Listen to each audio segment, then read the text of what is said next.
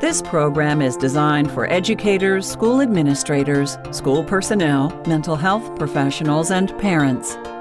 These video recordings bring to you several of the most popular and content-rich seminars at the sold-out Trauma-Informed School Conference held in St. Louis, Missouri. Unlike the sold-out conference, these seminars are now available online, and you can watch, re-watch, and deliberate over them anytime. The conference featured great speakers, including Heather Forbes, Jim Sporleder, Howard Glasser, and many more. We've organized all of these presentations into 2 modules. Module 1 has a school-wide implementation emphasis, and Module 2 focuses on classroom strategies.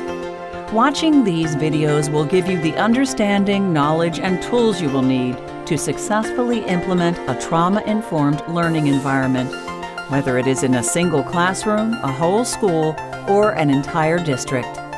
It is also suggested that you get the book, The Trauma-Informed School, a step-by-step implementation guide for administrators and school personnel, written by Jim Sporleder and Heather Forbes.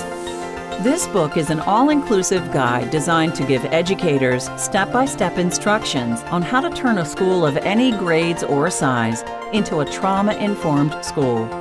With over 250 pages of content, this guide gives you the protocols you need, along with links to download all the documents needed for a successful implementation.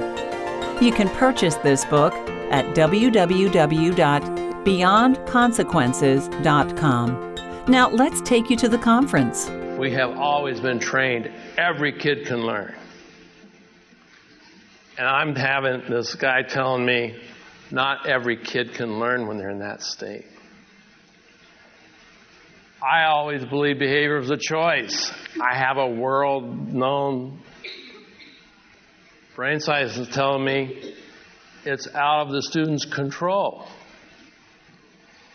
So my paradigm shift was a bolt of lightning that hit me so hard in 90 minutes.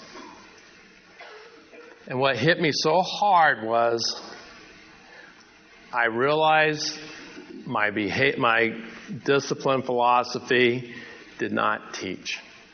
The managing emotions are almost more important than the academics. We talked about that this morning with that hierarchy of needs. You know, we know that as teachers, you guys are evaluated by that top piece, that learning piece. By the way, I put this on Twitter earlier. I think this is the exact same thing I'm about to say. But the learning piece is what teachers get evaluated by. So when we come in your classroom, we're looking at your instructional practices. That's important. And they know that just because I say managing emotions is more important doesn't mean I'm not looking at their test scores, because I am. But that managing emotions piece is important because that learning piece at the top never happens unless those foundational pieces at the bottom are in place. We recognize, and especially in our district, that the district can't do it alone, right? A counselor cannot do it alone. What we know about trauma is that it is pervasive, it's common, it is everywhere. And to try and do it alone is very challenging. And for just a mental health agency to do it alone is very challenging. So we talk about the system of care that we are going to work to really support our students in the community. Look at all the activity going on in the healthy brain. Science and brain research is showing us now, look at the abused brain, the neglected child, the child that didn't have, especially in those early years, how important it is to have that attachment with an adult. Look at what's missing. And so I tell people, when you have a kid acting up, sometimes they really can't help it. And so I think back to when I was a principal and I was hardcore, if you're going to do what I tell you to do. Now I look back and think, maybe they really could not control what they were doing. Their brain is wired differently, and you can't argue with that.